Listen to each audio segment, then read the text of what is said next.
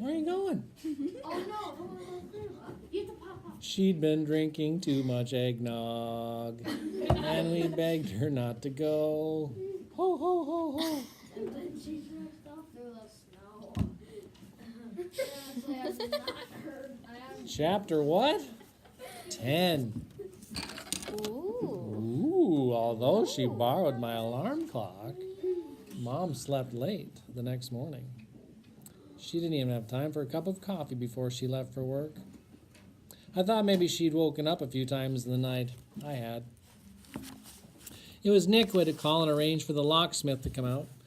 While we waited, Nick said he had something for me and he'd run up to his apartment and get it. I thought maybe it was a Christmas gift, but what he had was a set of Campagnola petals, packed side by side in a foam-lined box like precious jewels. You didn't get them yet, did you? He asked. No, I didn't have time to check with Henry yesterday, though. They might be in. I couldn't take my eyes off the shine and gleam of the Campies, their classy, elegant lines. I was going to ride down there this morning. I found these in a bike shop over by school, Nick said. If Henry has yours, I can take them back. This was the secret last night? Sure. How could I hand them over in front of your mom?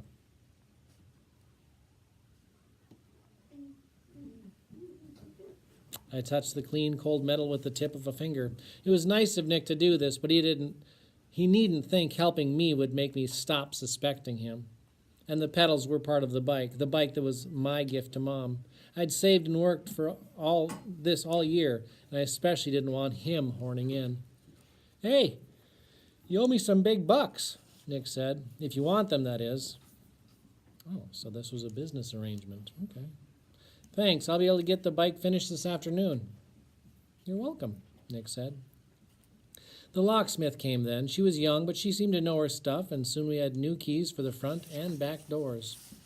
How many will you need? She asked, looking at Nick. 3, I said. We always leave one for Miss Sarah and Miss Coriander. Nick held up 4 fingers. We got 4 of each. And Nick took the old keys off his ring and slid the new ones on. So maybe the fox still had a key to the chicken coop.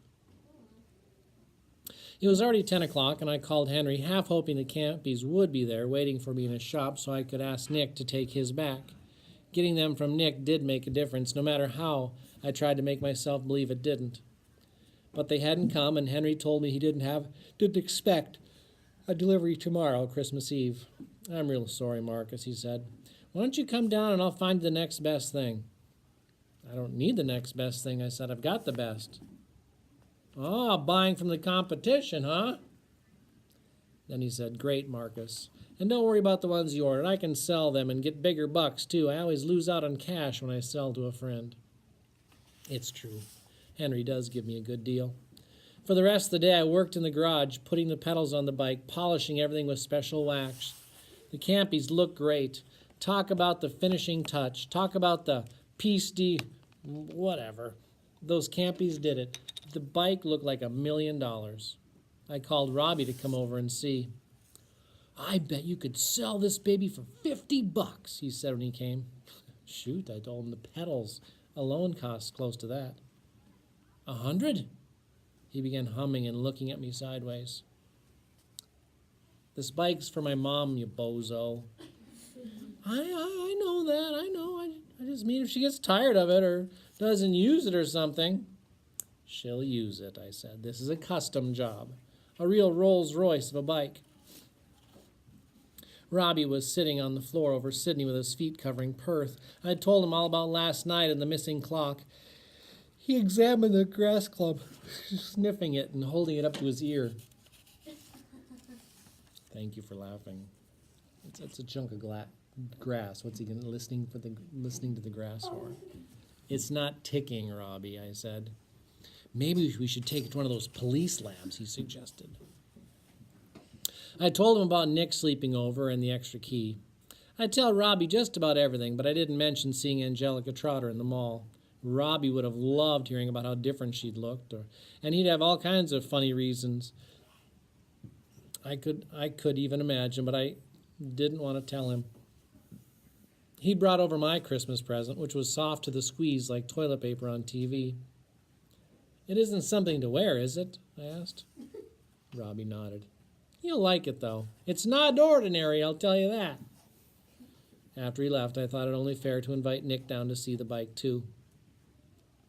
He walked all around it, his head cocked on one side. "Great job, Marcus," he said. And I knew he meant it. You can tell about things like that. "I still have to get the money out of my savings account for you," I told him. "I don't think I can do that now till after Christmas." "No hurry," he said. But there was a hurry, for me anyway. I wanted to get him paid. "As soon as I can," I promised. It was 5 o'clock and already growing dark. I went inside and took a shower. Ages ago, I'd seen a movie called Psycho about a lady who got stabbed in a shower. I began thinking about that while the water was running on me and I almost busted a gut to get out and dry off. But the new locks were on the doors. I was safe. Safe and secure in my own house, the way I'd always been, wasn't I? I was in the kitchen fixing a salad and thinking about Angelica Trotter when I heard the smallest of sounds in the garage. I stopped, my hands still in a bowl, with bits of lettuce and spinach stuck between my fingers and salad oil all the way up to my wrists. What was that? A hiss, a small bump, a jingling? It was as if someone was in there and had stubbed a toe against the workbench. It wasn't enough of a sound to hear normally, but I realized, even though the locks were changed and the only thing missing for sure was a dumb old clock, that I'd been semi-listening all day. Semi-watching, too. I'd been peeking over my shoulder as I worked on the bike, going off into the living room window to look down the driveway. I took my hands from the salad bowl, wiped them on my jeans, tiptoed to the door, and put my ear against the paneled wood. At first, I could only hear my heart, or maybe the blood running scared through my body. But then I knew there was someone in the garage moving quietly, tiptoeing the way I'd tiptoed across the kitchen. I'd been here all the time. How did he get in? Through the garage door, that was the sound I'd heard. The heavy weight going up, the swish, the faint creak of the hinges. Someone was in there. Quick as anything, I flung open the kitchen door, snaked my hand around the side into the garage, and pushed on the light switch. At the same time, I pressed myself flat against the kitchen wall. Little by little, I wormed my head around. When the garage door goes up on the automatic opener, a light comes on attached to the center hinge. I'd forgotten that. It stays on for about 2 minutes before it goes off. I think it's supposed to let you see to get out of your car or be safe when you open the door and the garage is dark. But now both lights were on. And there was someone there, all right. He was standing in the middle of the garage staring at me. If ever anyone, anytime, looked guilty, he did. "Nick, what are you doing? How'd you get the big door up?" He answered the second question, but not the first. "I have one of your automatic openers," he said. He did. It was right there in his hand. His other was hidden behind his back. "Your mother has two, you know. She lent me one so you can use the washer and dryer," I said nastily. "That must have been before she gave you the key. My mom sure is nice to you." "Yes, she is. She's very nice." "You scared the heck out of me. What have you got behind your back?" "Where?" "Behind your back. Don't tell me it's your dirty laundry." Big bear creature standing there with his thick legs spread apart.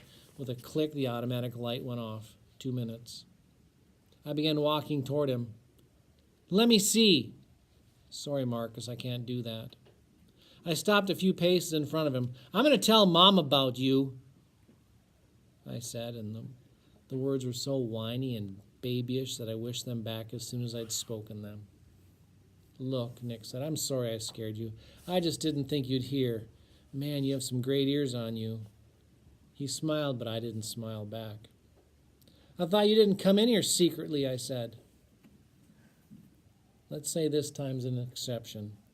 And I don't think it'd be a good idea to tell your mother about it." "Oh, you don't?" There's a thick, hard lump in my throat. "Well, you just quit sneaking around our place from now on and stay out of our garage and out of our house." I wanted to add an out of our lives, but that sounded too nerdy. I ran back up the steps, slammed off the light, and locked the kitchen door behind me. It was a few minutes later before I heard the faint creak and swish as the big door closed. What had he been doing? I should have stayed instead of jamming out like that. Was he inside now or not? Out. From around to the side of the living room drapes, I watched him lope up the steps to his apartment. Whatever he carried in front of him was hidden by the breadth of his back. He had taken something. He was the one. I could tell Mom now, and she would believe me. So why was I feeling so rotten?